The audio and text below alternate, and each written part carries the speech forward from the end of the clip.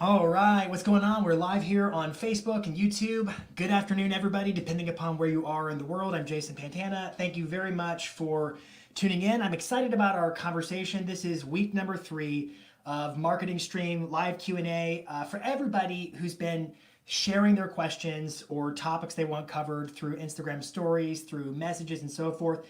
Thank you very much. If you're here and watching, drop us a line. I got Suave Industries watching. What's going on, Suave Industries? Give me a comment if you would. Give me a thumbs up. Make sure you're putting questions inside the comments thread. I'm looking at questions on, or rather, I'm looking at comments on YouTube and also on Facebook. So just make sure you're tuning in and that you're asking whatever it is. My goal here is to deliver as much value as possible. Coming through DMs or different story polls on Instagram, I want to help people understand what are the tools today for marketing. Because in my opinion, man, this environment is insane. I gotta tell you, I feel really good. I feel like markets are heating up. I feel energy. I feel buyers and sellers getting excited in the marketplace, specifically the real estate marketplace. So my goal is just to help you with your marketing to crush it. I've got a list of 10 questions I want to go through today. I'll put them up on the screen in just a second, but as you're tuning in, just give a heart, give a like, give a reaction, drop a line in the comments, and we'll get cranking here. So let me pull up the questions, and I'm going to go through 10, and then if I have time left over, I'll go for about an hour. If I have time left over, I'll do more questions from the comments. Patrice, what's going on? You going to Marketing Edge? Yep, as soon as I'm done, I have a hard stop because I have to go do a sound check for Marketing Edge tomorrow. If you have not gotten registered to go to Marketing Edge, we're doing a virtual event tomorrow. That's going to be May 12th, 2020. It's a 2-day event. Go to tomferry.com/events. Boss man, Mr. Tom Ferry, and make sure you get registered for Marketing Edge. It's 2 full days. They're like 7-8 hour days for 2 days. We're going to dive really deep into various types of digital marketing, social media marketing, running ads, creating content, video, and all the works. So make sure you tune in. Patrice, I'm pumped that you're there. So there's Patrice. So everybody say hi, Patrice. And we'll see you tomorrow at Marketing Edge. All right. If taking questions, do I know of any good? Okay, so Suave, thank you at the end. Thank you very much for putting that in there. I can't wait to get to it. I actually think we're going to talk some about geo-targeting today, though. So let me just jump over to the questions that folks already asked in advance. And the first one comes from Sia Realtor, who said what to do in terms of seminars or interviews on Facebook Live, where to start. And so my theory here, Sia, is start where you always start when it comes to any type of a content marketing piece. And the question is, what am I going to talk about, right? It's what you say matters. We can talk about whether or not it's live in a second, whether or not it's an interview or just you talking. But in terms of like seminars, knowledge broker type of content, where to start, here's what I'm going to do. When the replay publishes on Facebook and Instagram, I've already typed out a bunch of answers. I will put those in the show notes so you can see my abbreviated answers. But let me tell you, you can write this down, Sia, if you're watching right now. And if you are, give me a like just so I know you're there. Here are the topics I would be covering right now as far as seminars go. I would look at first-time home buyers, relocation, if you're relocating locally, if you're relocating from state to state, if you're relocating across country or out of country. I would talk about relocation right now. And I'll double down on relocation in just a second here. I would talk about upsizing. I would talk about downsizing. I would talk about flipping homes, investing in real estate, duplexes, triplexes, multiplexes, whatever. I would talk about mortgages and financing, where maybe you bring on like a lender or a loan officer type of person with you, and they become like your subject matter expert. I would talk about, this is a big one for me, custom building, new construction, home remodels. Those are 3 topics that I would really be paying attention to right now because, I mean, think about it from the standpoint of you've got a plot of land or people have been living in maybe some compressed quarters and they're thinking to themselves, I'd really love a little bit more space. And so they go buy a plot of land, they want to build, but what are all the intricacies of building? If that's a knowledge wheelhouse for you, and you could do like a seminar, a webinar basically, on the topic of how to build new construction, like custom build, or how to buy in a new construction development, right? Where there's a builder selling and there's a sales model and all that kind of stuff. How do I buy there? To me, that's good content right now. And then also remodeling. What if I want to stay put and I want to make my home better and I want to do a cost comparison on the cost of remodeling versus the cost of buying what I really want already in a finished state?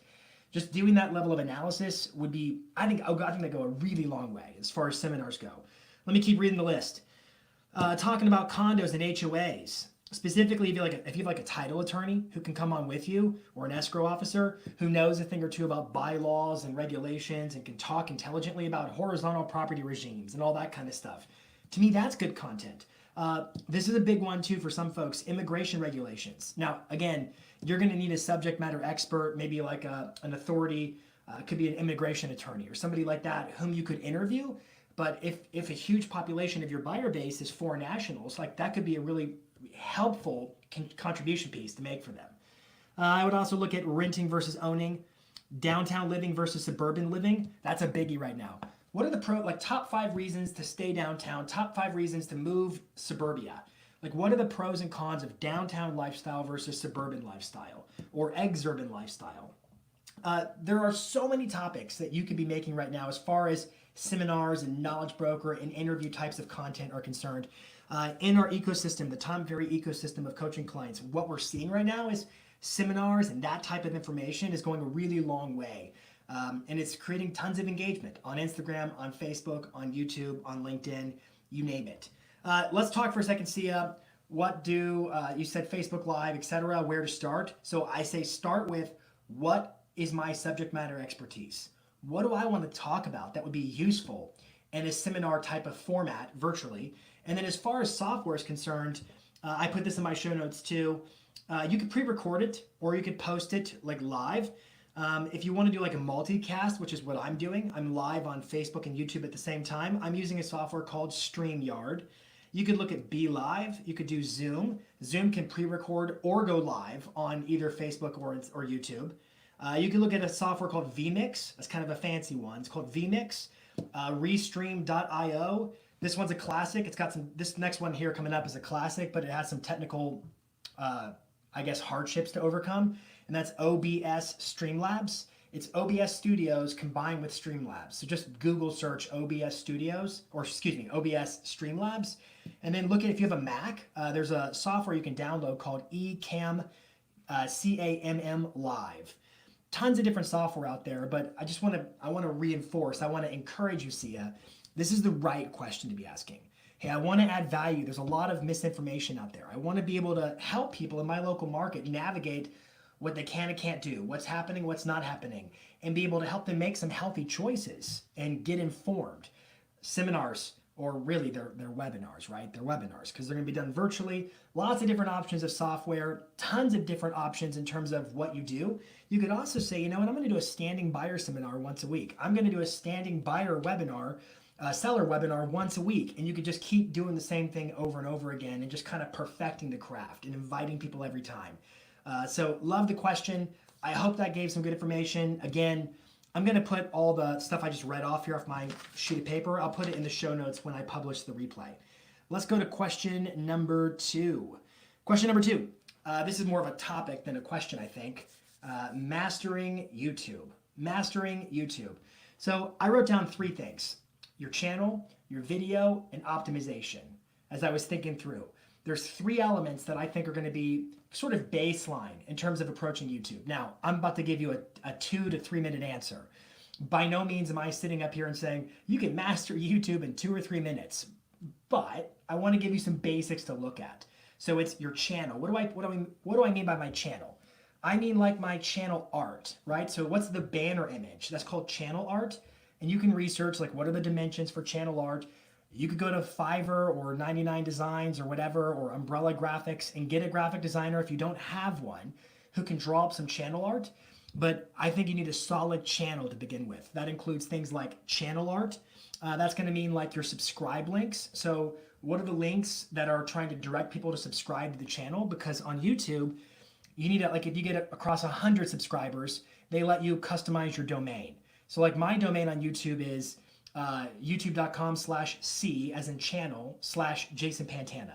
So I get what's called a vanity link or vanity page when you cross over 100 subscribers. When you cross over 1,000 subscribers, that's a whole nother echelon. That's where monetization and things like that set in. So really building the basics of the channel. I also wrote down, let me just read my notes. Oh yeah, sections. If you go into customize your channel, which you'll have to be logged in, you go to your channel, and there's a button that says Customize Channel. And when you click it, there are what are called sections on the homepage. And if you've ever been to somebody's YouTube channel and you're like, how do they have all these different sections, these rows from left to right of different videos by different names? Mine just shows uploads or something like that. How do I customize the different sections of videos people see? You do that by logging into YouTube, accessing your channel, click on Customize Channel, and they're called, you can say Add Section. And they're sort of like pre-templated sections based upon playlists and things like that. But you can customize what is the experience when somebody gets on my YouTube channel. What does it look like? So the first part is channel. The second part is your videos, right? This is the biggest part, just so we're clear. What is the content that I'm going to create? I think I'll just put it like this. The best performing channels that I've seen typically have multiple shows. One of my favorites is Boss Man, Mr. Tom Ferry. If I go to Tom Ferry's YouTube channel, I'm going to find the Tom Ferry Show. I'm going to find the Tom Ferry Podcast Experience. I'm going to find Tom's Vlog. I'm going to find Mindset Monday. I'm going to find all these shows or series of videos that he produces on a calendar basis. They're happening every week or every month or whatever it might be, right? For him, it's a week, but there's an episodic nature to the videos. They're coming out again and again and again, and it makes me want to subscribe to the channel because there's all these different video series. So I look at the videos, like, what are you doing? How are you organizing those videos into playlists? Because keep in mind, when it comes to YouTube, basically the number one metric YouTube cares about is watch time. YouTube wants to know how long are people watching your videos, because from their vantage point, if you've got a lot of subscribers and a lot of views and people watch the full duration of your videos or a huge chunk of them, what that means for YouTube is, wow, I can put more ads, those pre-roll in-stream ads on this video. This is great content. This keeps people on YouTube longer. Therefore, this content's worth something to me, right? So watch time to YouTube is their biggest factor in terms of ranking and relevance and your page growing organically. So you need to think through, like my videos, I need to make sure that people are watching them. But playlists, what playlists allow you to do is you can organize videos that kind of mean the same thing. Like, for example, I could create a playlist called First Time Home Buyers. You could too. And it could be all my videos in order on the subject of first-time homebuyers. And what I'm encouraging the person who's watching a video to do is to keep watching more videos. This video, the next video, the next video. And so I'm reinforcing that key metric, which is watch time. They're spending more time on your videos, and then you're proving to YouTube how valuable your channel is, which means it's going to start showing up in recommended videos. At the end of other videos people are playing, it's going to show up in search results, and people are going to find it more organically. So videos, which includes like what are the shows you're going to do, your playlists. I'd be checking out YouTube's live streaming. Why not? And then the last piece here is, so I got three things. It was channel, it was videos, and the last one is optimization. So when you post your videos, and this one applies, like you should apply this to every platform, Facebook, Instagram, whatever. When you post your videos, what is your checklist of, hey, here's how I optimize this post, this video, so it's seen by the most people. When I upload it, I want to make sure I add the SRT file for closed captions. I want to make sure that I plug it in the proper playlist. I want to make sure that the audio is of good quality, that the video is HD if possible, because those are all things that YouTube looks for. I wrote down just in my notes keywords. So for example, when you title it, a lot of people make the mistake when they put a video up on YouTube. They'll say something like episode number 123, yada, yada, yada, pointless thing. And then the working title is at the very end of the title text that explains what's covered in the video. It's in the wrong order, right?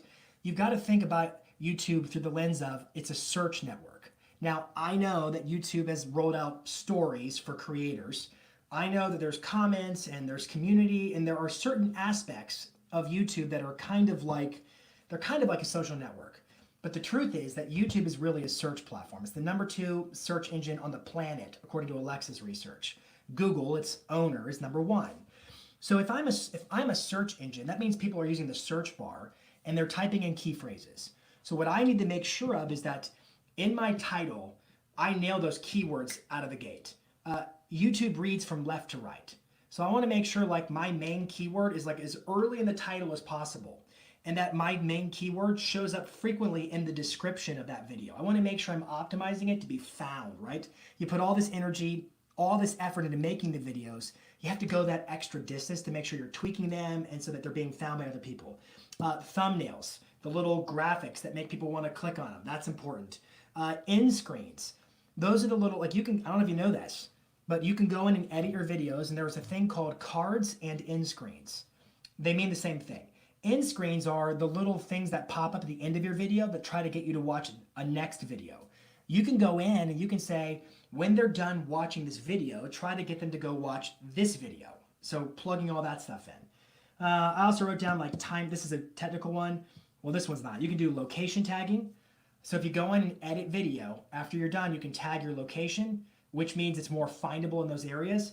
And then also, like if you're doing a list, for example, top 5 parks in a specific neighborhood, you can go through and timestamp and have a link that starts at that exact time. Timestamp each of 1, 2, 3, 4, 5, the list, whatever it is in the video.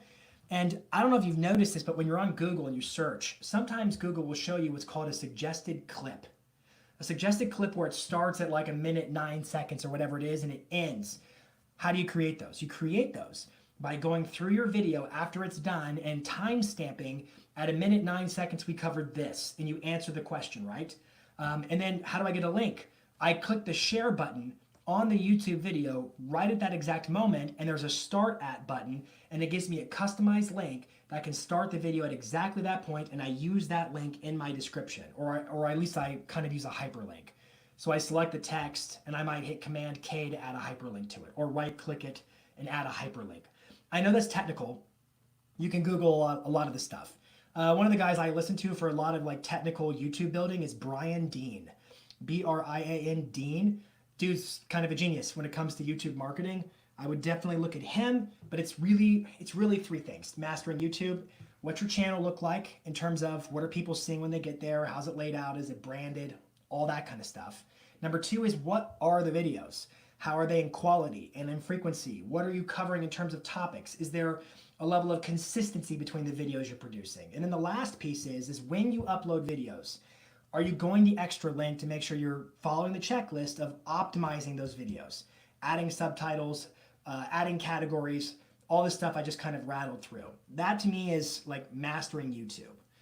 Okay, that was a mouthful. If you guys are watching, give me a heart, give me a like, give me a comment, ask questions. I'm gonna try to get to some at the end. We've just gotten through 2, got a few more. I'm gonna try to get through 10, so I'm gonna move on to the next one. And again, I appreciate every question. I hope you're getting solid answers that you can really apply in your business. Next one. Should we run listing video ads versus trying to get leads? Let that one soak in. Should we run listing video ads, meaning, let's just interpret this, an ad where I'm just trying to get people to watch the video versus trying to get leads? What does that mean? Well, let's just pretend we're talking about Facebook for a second. So I've got a new listing, hypothetically, and I want to promote it, and I've got a killer listing video. And so I've got this listing video, and I can publish the listing video. Let's just say I put it on Facebook and I boost it. It's easy enough, right? I boost it to a large 15-mile radius in Nashville, where I live. What do I want? What's my objective? Do I want people to watch the video, or am I going to add a learn more button, which if they click the learn more button, it goes to a website where they can fill out a form and I get a lead. Voila, right? So the question is, should I just run the listing video ad? And or should I try to get leads off the listing video ad? And I want to leave you, I think you've got a great question here. My thought to you is, what's the incentive? If I'm the one viewing the listing video and you've given me full access to the full listing video, why would I click the link? I'm not saying I wouldn't. I'm just asking, why would I click the link? Because you haven't left much to be wondered, right? Versus if I just showed it through a few photos or whatever, and I said, click the link for a full virtual tour or something of that effect. Then I'm like, oh, I want to tour the property. Click the link, go to the landing page. Landing page requires registration, and then I can tour the property or something like that, right? So my thought here is, you know what? Maybe your listing video, if you're giving them a full 1-minute video or a 3-minute video, maybe you're taking away any need to go any step further because you're giving them a lot. Versus saying, if you want more, click the link, right? I want to give you a thought though, which is, why not run 2 ads? Now, be careful that you don't make the ads end up competing against each other. So it might be that you want to vary the targeting. Like one ad is for all of your, like let's say the listing video is just for the people who already follow you, you're retargeting leads, that kind of a thing. versus the other one could just be a photo or two or a very short version of the video that's designed to say, if you want more, click the button. And then they go to your website. So I hope I'm answering your question. I think what you're asking is, hey, look, am I giving them too much right here with these listing videos? Is that too much? And I'm not giving them enough reason to want to click and go get more. And I think there's a good possibility, but the rule of thumb is test it. Test it and see which one gives you better results, right? For example, if I run an ad for, let's say you did this, you created a listing video and it had a learn more link click option that would go to a website where they'd be forced to register. Well, let's say you ran the ad and you're getting great views, but nobody's clicking the button. Well, we should maybe try to mess with that and see if we can't get a better result. You could also do A/B comparisons. And in fact, inside of Facebook's Ads Manager, there's a thing called dynamic creative. You can Google that. It's called dynamic creative. And you could test changing out the media. You could change, you know what, run the ad with the video and run it another one without the video, but maybe some photos or whatever. And whichever one performs best, roll with that one. Because ultimately what I want is link clicks. Facebook gives you options. Let me just kind of review what I went through because I'm just kind of thinking out loud with you right now. One, try running them both. And just make sure you, like, if they have different target audiences, but don't let them cannibalize each other. That's no good. Number two, I totally get the idea that the listing video could be, hey, this is way too much. There's no reason to click the link and go register. I'm getting everything I want right now. I get that. At the same time, you want that listing video to work. I think your best play is to go inside the Ads Manager of Facebook and then utilize the dynamic creative option. You've got two choices because they give you 6 different ways to do the same thing inside the Ads Manager. You could use the dynamic creative where it's one campaign. So my goal is link clicks, right? Traffic to the website, and I want to generate leads on the website. Fine. One campaign, but I can, in the ad set level, I can specify dynamic creative, and it will allow me to change out this one or that one. You could also do an A/B test. There's an option inside the Ads Manager for an A/B test. I hope I'm giving you options. I know it's just kind of talking at a high level, but those are options. So dig around, see what works best. Let's jump to, let's peek at the comments real quick. I got Zach Kennedy on right now. Welcome back, Zach. Gurpreet, welcome. Awesome. Just keep watching. Hey, by the way, if you're watching, tag a friend who you think could be benefiting from this conversation. I want to try to get as many people looking and watching as possible. That would mean a ton to me if you could tag a friend. All right, let me go back to our preloaded questions. And let's jump over to Mandel Team Remax. Must-have Facebook custom audiences. Killer topic. What are the must-have Facebook custom audiences? First, let us define custom audiences. We all know what Facebook is. Inside of the Facebook advertising platform, which is called the Ads Manager, Facebook has a section called audiences, or specifically custom audiences. Lose the word custom. It doesn't really, we don't need the word custom. These custom audiences, though, they're just different types of audiences that we're basically remarketing to them. So they've been to my website, I can remarket to them. They've watched my other videos, I can remarket to them. They've liked my Facebook page or engaged with the post, I can remarket to them. That kind of stuff. And I'm gonna suggest probably 3, like you said, must-haves. So I was like, what would be my must-have? If I had to have must-haves, what would be my must-have custom audiences? And number 1 is my database. My database. This would be called a customer list option. So what you do is you go into Facebook's Ads Manager, you select audiences in the main menu navigation, so facebook.com/ads manager, click on audiences. We're gonna build out what's called a custom audience, and it's gonna give you a bunch of options. We're gonna choose the customer list option. And the customer list option means I can upload, it's called a CSV, or basically an Excel spreadsheet. I can upload an Excel spreadsheet of all my contacts, past clients, sphere of influence. It could be leads I've generated from open houses, from Boomtown, from PPC, from Zillow, from whatever. My database of all my leads, all my contacts. I can upload that list, and what Facebook will do is it will comb through, oh, that's Harry, that's Sharon, that's Sarah. It'll scan through the list, and it will look at their contact info. And it will see, is this person inside of Facebook? And it will try to match up the contact information with various Facebook users and then show them those ads. Now, you don't have to be friends on Facebook for these to be shown. And also, Facebook will never tell you how many it matched, at least not directly, because they don't want to violate privacy of their users. So like if I uploaded a list of 20 and then 18 came through, then I could, through a process of elimination, suspect which ones didn't. So you'll want to make sure, like, just know that they're not going to tell you exactly how many it is, but the custom audience would allow you to place your ads. Could be lead generating ads, it could be brand building ads, it could be videos you've made that you want to just kind of put in front of your best people, right? But the customer list is the first custom audience that I definitely recommend. Now, sidebar. What a lot of people like to do is go buy a list of people's email addresses and stuff, and their personal addresses and their names and their all that stuff. They like to go buy a list and then go submit that, upload that as a customer list. Facebook will ask you, how did you get this list? Is it based upon data that they've provided or based upon data that you bought? And you need to, A, tell the truth. But I'll say this. I'm a fan of permission marketing. So like, just for instance, if you're a member of, I don't know, a PTA, and it just so happens that you're on an email list of all the people in the PTA, those people did not opt in to see your ads. So I wouldn't do that. I wouldn't upload that. Upload a list of people who have agreed to hear from you, right? Permission marketing. Second custom audience, must-have custom audience, is your Facebook pixel.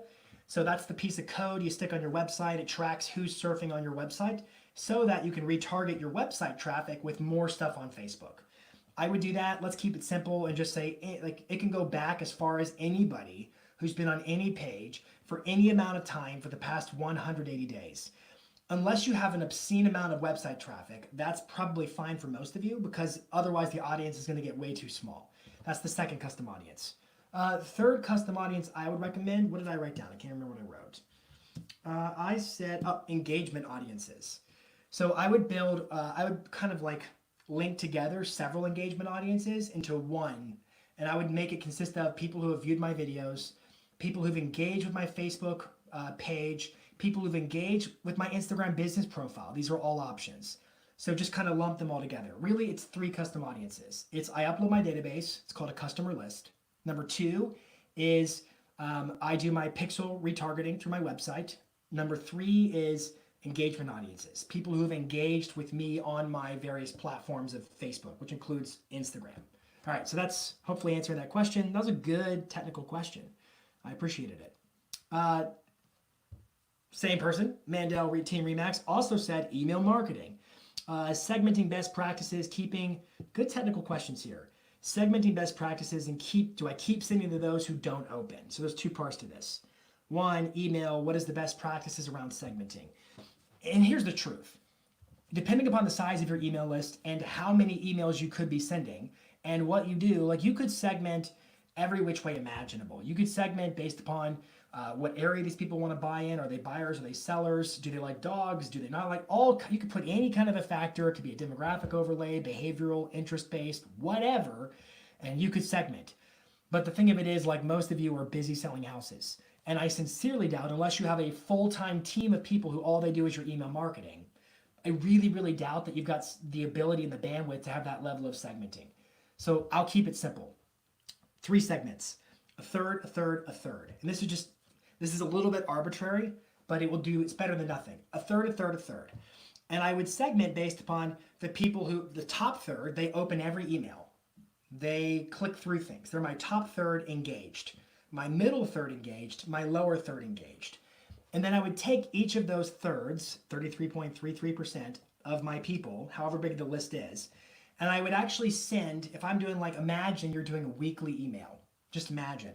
I would actually send the same email to all of them, 100% of them, but I would send it from 3 different email platforms. So like BombBomb versus MailChimp versus Emma or something like that. And the reason for that is because what I don't want is this lower third that's way more disengaged. I don't want them, they never open the emails, they never click through, they don't engage at all. Well, that's affecting my deliverability. And so what that means is, because they're disengaged, all the people who are engaged, these people down here are reducing the likelihood that the people who are engaged are going to keep receiving my emails. I want to make sure I protect my grading, my ranking. How does Gmail look at my email? How does Outlook look at my email? What are their perceptions of, is this a good email list? Is this a spammer? What are they? And so I would just say a third is an easy way to go. Primarily, I would base it off of a few factors. I would look at open rate as my primary metric. Do they open? Do they not? And then I would look at other factors that have nothing to do with email. Have they transacted or referred me business or written a review about my business in the past 12 months? And of course, the more things they've done, the higher up are they in the top tier, middle tier, or lower tier. I hope that makes sense to you. But just to keep answering here, like, should I ever stop sending people emails who don't open? There's going to be a lot of people could defend that either way. I'm going to suggest no. I'm not going to stop sending unless they ask me to stop sending. However, I am going to remove them off of my most protected lists so that those people keep getting my emails and these bad apples don't spoil the bunch. I know that's kind of harsh, but that's the way I'm looking at it. All right, so hopefully that makes sense. Let me jump over to the comments. I think a few of you are commenting in here. Seth, hey, Zach, thanks for putting Seth Godin's link in there to Permission Marketing. That's a fantastic book. There it is. Speaking of permission marketing, here's a great book by Seth Godin. You guys should all read that book. Killer, if anybody has ideas about marketing and they want to be better and more effective at marketing, pretty much anything Seth Godin's ever written, including his blogs, is like leading authority subject matter, but his books are great reads. Thank you, Zach. Let's jump back into questions. Okay, this is a fun one. This one comes from Tom Ferry. That's right. It came from Tom Ferry. It's a topic for discussion. What are the best Pinterest strategies to attract new clients? Leave it to Tom. He's pushing my boundaries because he knows I don't do a whole lot on Pinterest. It's not my number one platform. So allow me to disclaim that Pinterest is not where I spend most of my time. However, I want to go back to what I said about YouTube a second ago. I said YouTube behaves kind of like a social platform, but really YouTube's a search engine, right? People go to YouTube and they search for stuff, and then they find it, and then they watch it within YouTube. I'm going to argue that Pinterest is kind of like a search platform too, in a way. A little bit different in a way. People don't use the search in the same way, but they see content on Pinterest related to things they follow, topics that they're interested in, all that kind of stuff. And they can either pin it to their boards or they can link to it. So one of the strategies I would see that's most effective as far as attracting new clients would be your blog. Your blog. We know in the world of blogging, if you do a list, top 10 this, top 5 this, 6 ways to do this, lists, or they're sometimes called roundups. We know that those are effective in the world of blogging. So what I want to submit to you is, what if you did a top 10, I don't know, top 10 highest appreciating neighborhoods in Nashville or whatever market you're in. You created that blog, and then each of those, number 1, number 2, number 3, number 4, all the way up to number 10, each of those items in the list becomes a pin on Pinterest. And then people are able to link back and connect and drive traffic back to the blog to create more thought leadership, right? So my thought to you is, if you're blogging, then A, make sure your blog's not just words. We need some images and text and things that can support it, right? It's a multimedia world. But if you're blogging, look at Pinterest as an unbelievable space to gain thought leadership and drive people back to your website. Now, I want to focus in on this: attract new clients. If you look at how most people run ads, like in the real estate space, how do most people from a marketing standpoint run ads and drive traffic to their site? Well, they basically say, here's a new listing, click the link for more details. Here's an open house, click the link for more details. Want to search for homes? Click the link to do a search on my website. Curious about what your home's worth? Click the link and you can do an automatic estimate on my website. That's most agents' marketing. But the thing of it is, and I've talked about this a lot, what are people really buying, or what are they really signing up for? They want to see a list of houses, right? They want to see a list of houses, they want to get a home valuation, they want to learn more about a specific listing, but it's not about you, the agent. So that means your follow-up, your nurturing is almost a switch, right? They said they wanted a list of homes under this price point, 500 grand in a specific neighborhood. But as I continue to communicate with them through my emails, through all the stuff I do, text, calls, videos, all that stuff, the ways I communicate with them are really coming from a standpoint of, how do I position my brand, myself, my business in front of this person to where they see the value from me, to work through me, right? It's a switch. I mean, it's kind of like, imagine working retail. If you work retail, and let's pretend you work at a clothing store, and you're a sales rep on the floor. Somebody walks into the clothing store, and you say, can I help you with something? And they say, just browsing.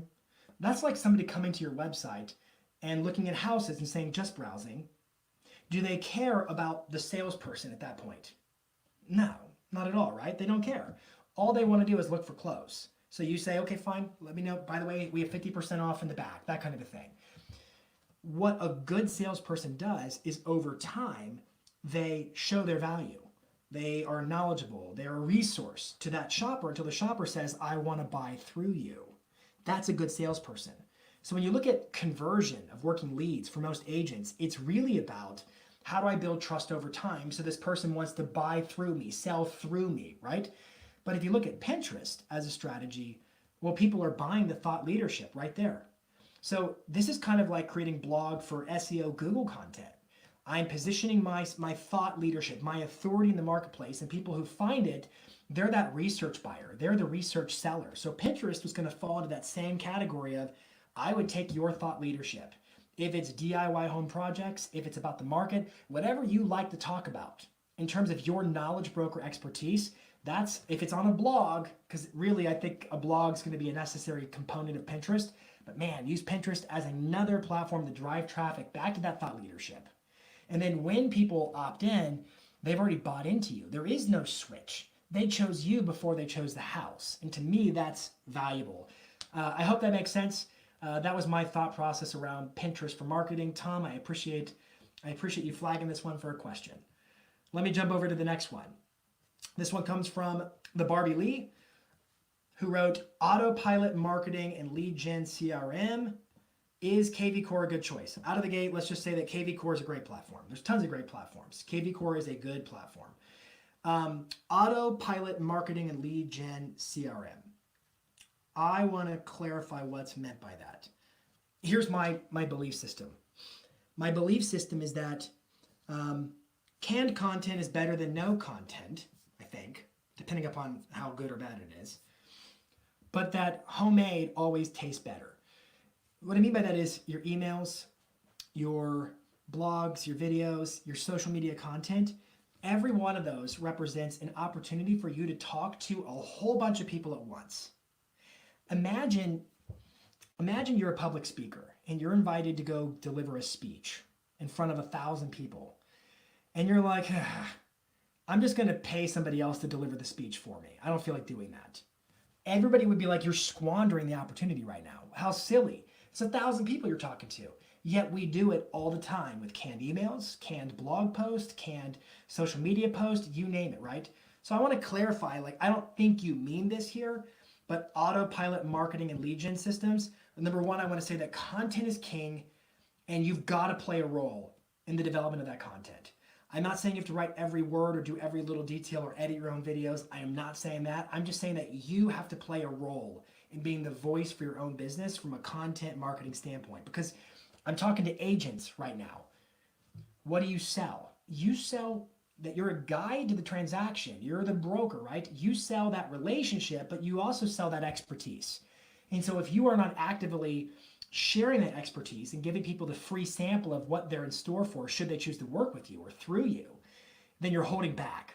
And so I see that as a missed opportunity. So number one, I believe in curated content. As far as autopilot and stuff like that goes, there are a lot of cool companies out there. They have their pros and cons. Companies like Agent Legend, where you can build out sequences of ringless voicemails and text messages and emails that fire off based upon some kind of a time. You say day 1 at 2 p.m., day 13 at 1:13 in the afternoon, whatever. You can choose those sequences. Be mindful of TCPA, the Telephone Consumer Protection Act. Be mindful of what the rules and regs are in your state around ringless voicemails. That's kind of a hairy subject. But there are tools like Agent Legend, like Call Action, Seer Interactive, where they allow you to build basically elaborate drip campaigns that go across multiple channels. Things like Facebook Messenger, things like email, BombBomb videos, all that kind of stuff, right? There are a lot of tools. You could also look at a tool called Zapier, Z-A-P-I-E-R, which might help some of your other tools talk to each other in case they can't sync up. Let me make sure I didn't miss anything else that I wanted to write in my notes here on your question, Barbie. I just said what you say, write, and record matters. So play an active role. I would also put it like this. What if you could look at it differently? What if you could create one drip campaign to rule them all? One drip campaign where it's like, these are my emails, the ads I run on, like I got my customer list, custom audience on Facebook. I'm going to retarget all my people there with my best content. What if you had one giant revolving door sort of nurture campaign that was for all your leads, all your past clients, everybody who came in, right? And you were sending the same emails, driving paid promotion of your best content on Facebook, retargeting through the Google Display Network, through YouTube. What if all that was happening to everybody at once? Well, then the idea of it being autopilot is reduced quite a bit because it's you curating that nurture campaign, but you're doing it for everybody at once. It's kind of like you giving a speech to 1,000 people every day, right? So my point to you is, don't look at nurturing and follow up and that stuff. And I'm not trying to say that you are, but don't look at it as this chore. Oh, I got to do this. Think of it as somebody just asked you to do a TED Talk and you're not going to phone it in. That's my 10 cents. Let's keep going. Rolling here toward the end. Steve p.porter says, what platform are you able to establish geofencing on? First of all, what is geofencing? There's a couple of terms: geofencing, geofiltering, geotargeting. They all mean pretty much the same thing. What's typically meant by geofencing is, hey, I want to look at a map and I want to plot a specific area on a map. It could be a zip code or a postal code or a state or a county or a radius or a little squiggly polygon tool. I want to map a specific area and I want to target customers who are, based upon their IP addresses and all that kind of stuff, on their phones, on their computers, on their tablets. Based upon those factors, I want to target people who are in those locations, either now or they've traveled to those locations, those types of things. Like, that's geofencing by and large. The question is, what platform are you able to establish geofencing on? Now, I'm assuming you're using a broad definition of geofencing, which is what I just gave. There is a more technical one where there are things called like beacons in technology, like iBeacons and things like that, where somebody walks into your geofence and then poof, they trip the wire and they see the ad pronto because they came into a certain proximity. It's called proximity marketing. I hardly ever talk about it. And the reason is because it's almost pointless. Like, this is my iPhone, right? There are so many restrictions on that iPhone, just for instance, that would prohibit people from pinging me who do not have permission to target me that way, that it's not even worth the effort. So more or less, it's not like this immediate thing. I'm probably digressing a little bit, but I'm assuming you mean just like basic, I want to map a specific area and target people who are in that location. Keep it simple and clean. Where do I do that? Historically, Facebook's been the most popular for that. A lot of you know that Facebook in the last year has rolled out their special ad categories, which applies to all housing ads in the US, but it's pretty much North America. Like Mexico, Canada, they're all affected too. Which means at least in the US, Canada too. I think it's all provinces in Canada that are also affected. But in Mexico, you don't have this limitation. They have special ad categories, but the limitation's different. Just don't quote me. Know your own area and the rules. But the special ad category, one of the biggest outcomes is your ads cannot be targeting an area less than a 15-mile radius. And 15-mile radius, like in New York City, it's a big area, right? That's huge in a dense population. There are some ways, like I'll talk about this tomorrow at Marketing Edge. There are some ways to work around that and kind of work through it, but that is the rule. So I'm assuming you're asking this question, Steve, because you're like, hey, I used to be able to target down to a 1-mile radius on Facebook. And what's more, I used to be able to do like a Venn diagram where I could include, exclude, include, exclude. And I would draw all these 1-mile radiuses in a circle, including this one, excluding this one, so they cancel each other out. And I could literally target down to a single building, that granular, on Facebook, which is gone because of the special ad category, which came out as a result of a fair housing lawsuit. It's gone. So your question is, where can I still do geo-targeting or geo-fencing? And I would tell you on Google, they've got, like, you can get down on Google, you can get down to a 1-kilometer radius. A 1-kilometer radius on Google, which includes Google search ads, it includes YouTube ads, and it includes Google Display Network ads. So I hope that helps. Let's jump to the next one. This one comes in from Jody Tickner. how to best target my geo farm online and get their contact info. Okay, so I'm gonna everything I just said here for Steve's question, right? So it's Google, it's YouTube, it's Google Display Network. So how do I do that? I run ads across all those major platforms. And my thought is you create really compelling content that drives the traffic to your website where they register because they see the value. And that's how you get their contact information. And or you could run a lead ad on Facebook, for instance. And the only difference there is they're not going to go to your website. They'll convert on Facebook, but it's the same difference, right? My belief system is your marketing. This is Jay Baer. I'm going to quote Jay Baer. He said, make marketing so useful people would pay for it. That's a mindset around marketing, right? And so my thought to it is if you want to target your farm, fine. The platforms I mentioned as far as paid traffic, that's fine, right? However, I would also say just drive people to your website where you have great content and they'll register because they see the value in that content. Now, again, there are people who buy lists. Where do I buy a list?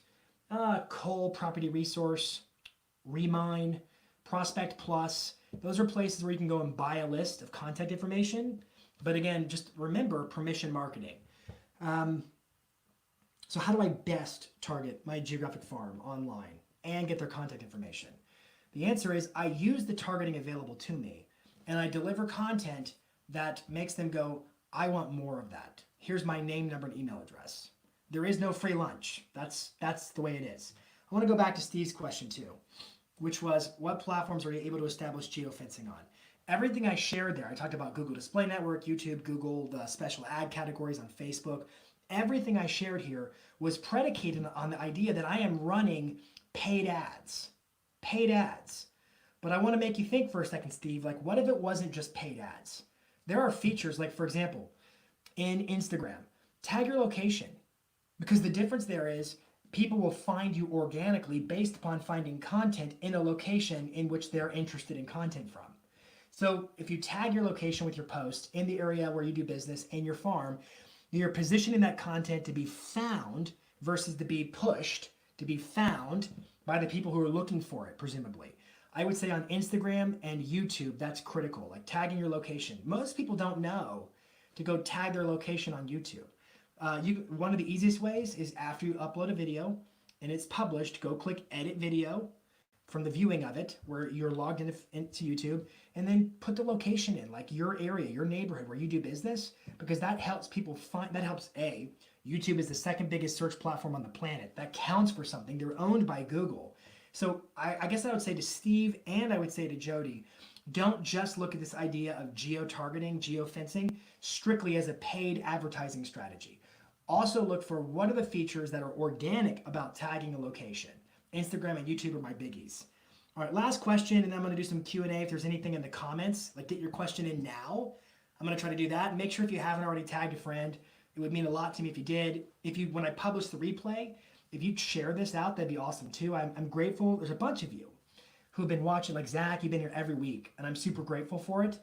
So just help me get the word out. I want to help as many people as possible just up the game of their marketing right now. Last question. This one comes from Jamie, who asked, marketing ideas to get sellers off the fence now. Marketing ideas to get sellers off the fence now. A couple of thoughts for you. My answer is the right information. The right information. I had I've said this, I might have said this on this live stream before. I had a friend who was getting his license here not too long ago. He's going into real estate. He's going to be a buyer agent on a team. His background was sales, not real estate related sales, a different type of sales. And we were having coffee. And I said, the funny thing about real estate is that you're not actually selling anything. You're helping people buy stuff or helping them sell stuff, right? You're not really selling anything. You're helping them buy, you're helping them sell. They're working through you, right? You're the broker of the transaction, which means it's more of a relationship business. And so we're talking about what that means, right?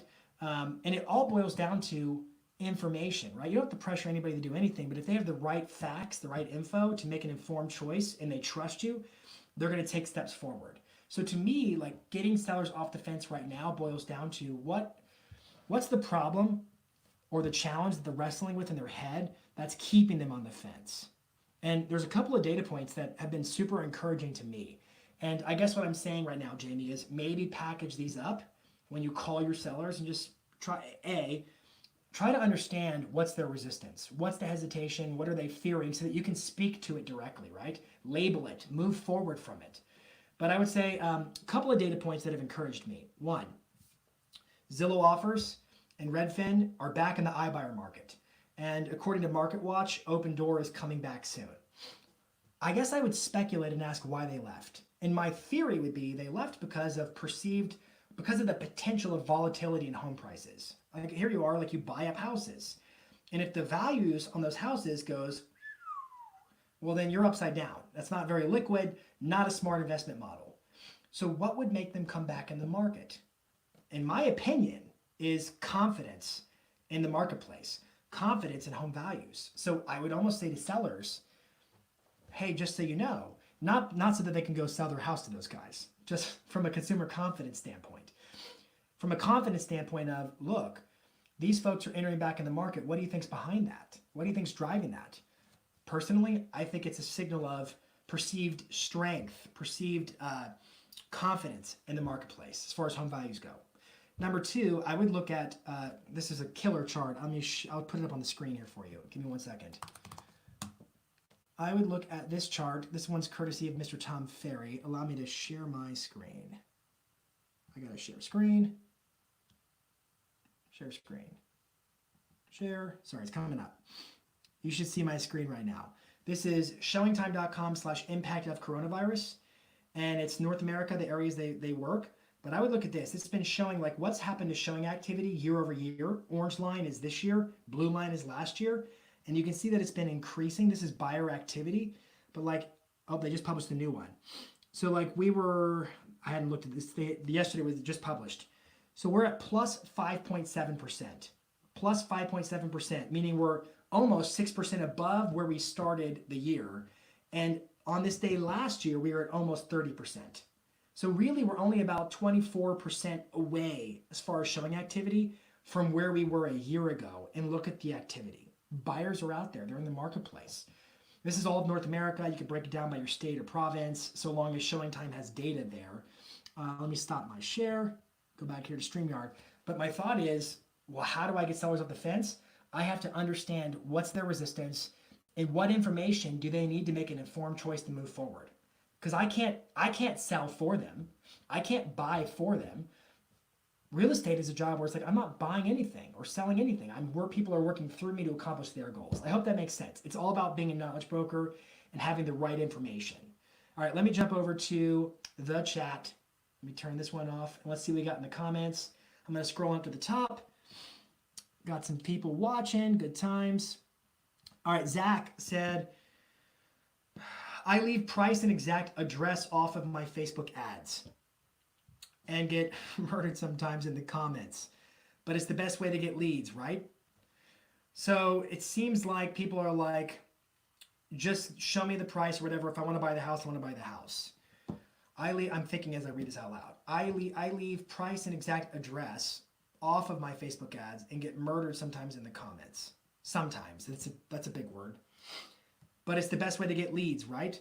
I could argue leaving the address off for the privacy of the seller, right? I'm not going to just willy-nilly give out an address of a home unless you're an interested party or an interested buyer. I protect the seller, right? And as far as price is concerned, I'm going to go, Zach, I'm going to just give you this is going to be a off-the-cuff answer. Yeah, I think you're fine. If you've got people who are heckling you in the comments, clear them out. Or reply to them and explain to them your rational reason for why that is. End of the day, my belief is you have a fiduciary responsibility to the seller. Your job is to cause their home to be sold. The way I do that is by exposing it to the largest pool of ready, willing, and able buyers. But then I've got to have the ability to follow up with interested parties. So I'm looking for people who are interested so that I can follow up and do my job on behalf of the seller because they're trying really hard to get their home sold right now. Anybody can understand that. This person's assuming a behavior of you like a bait and switch kind of a thing. It's not a bait and switch. If they want to get the price and details, they can get them on the website. That's my knee-jerk reaction. Chances are, if I think about it long enough, I might look at it differently. But just respond politely to the comments. If they're really heckling you, take the comment out. It's an ad, right? I know there are some people who say never delete a comment, but it's an ad. And so I would always ask the question through the lens of, hey, if I'm promoting my seller's property, I only want things that make the seller's property sell. And so through that lens, I would get rid of that comment. All right. Hey, thank you, Leah, for tagging Trisha. I hope Trisha's watching. If you are, Trisha, give me a thumbs up or a heart or whatever on whatever platform you're watching. All right, Zach said there's the permission marketing thing. Let's go down to Elias. He said, hey, Jason Pantana, is there a way that I can use Zoom and Facebook Live and also add graphics, for example, scrolling text of panel names? Thanks. Elias, I've been researching this too. This is going to require some elaborate tools. Just for example, you can use a product like Ecamm Live. Ecamm Live, that's E-CAMM Live. You could use a product like Ecamm Live to go into Zoom and Zoom to go into Facebook or whatever it is. I'm using StreamYard. I prefer StreamYard, just as an example. There's tons that are awesome platforms. I like StreamYard because A, it's affordable, B, it's web-based, so it's not taxing my computer processor really right now. C, it allows me to multicast into Facebook and YouTube at the same time. If I paid more money, I could go into even more platforms. I use the middle package. I also like it because I can customize the branding. To me, the only disadvantage of this StreamYard versus, say, a Zoom is if I wanted to pre-record. If I'm just live casting, and that's all I ever want to do is live cast, I would look at StreamYard or a tool like that as an advantage, as having the advantage over like a Zoom. But Zoom's got multiple functions. It's great for recording meetings and things like that. But if I'm just going webinars and whatever, I would just use a product like StreamYard. But as far as having like the graphics and the overlays and stuff like that, if you have a Mac, you can look at Ecamm Live and it can feed into Zoom. It can also go straight to Facebook or YouTube, but not multicast. So it's going to basically be duct taping together different services. I hope that helps. I feel your pain, man. I've thought about it too. All right, let me just see what else we got here. I'm scrolling through your comments. Okay, so this question here, Jen, I'll be going, actually, believe it or not, I'm going deep on Google Display Ads with Tom Ferry's Marketing Edge. I'll be on this section on Wednesday of this week doing a deep dive. If you have not registered for Marketing Edge, go to tomferry.com/events and register for Marketing Edge. I'll be doing a deep dive there. If you're already a member of the coaching system, if you go into our platform and look at our training, there should be a session already logged where I've taught it before. Okay, let me keep going. Yes, Christopher. Sellers off the fence. Solve their problem before they ask. Boom. Couldn't have said it better. See, Krista, you can say it in like 5 words. It takes me 500 words to say it. That's why I've been going live for an hour now. Let me try one more thing here. And then Zach's been saying price anchoring by saying under 400,000 instead of 379.9.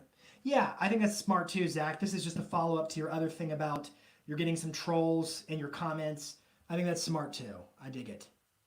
All right, I see no more comments. I'm super grateful for everybody tuning in. Hey, listen, I'll go live again next week. We'll do another marketing stream. Probably on Tuesday. I'll look at the date. How do you get your questions in? If you follow me on Instagram, that's the best way to do it. Follow me on Instagram. Let me get these things down real fast. Here is my Instagram handle. Follow me on Instagram at Jason Pantana, and I will post stories with one of those stickers where you can ask me a question. That's where I'm fielding the questions in advance, right? So ask me a question or submit a topic for discussion and we'll dig in. I do 60 minutes once a week, going live for marketing stream. You guys are the best. Give me some hearts, give me some likes. If you haven't, please share it with a friend, share the replay, tag people. You're the best, and I will see you all next week. Thank you very much. Adios.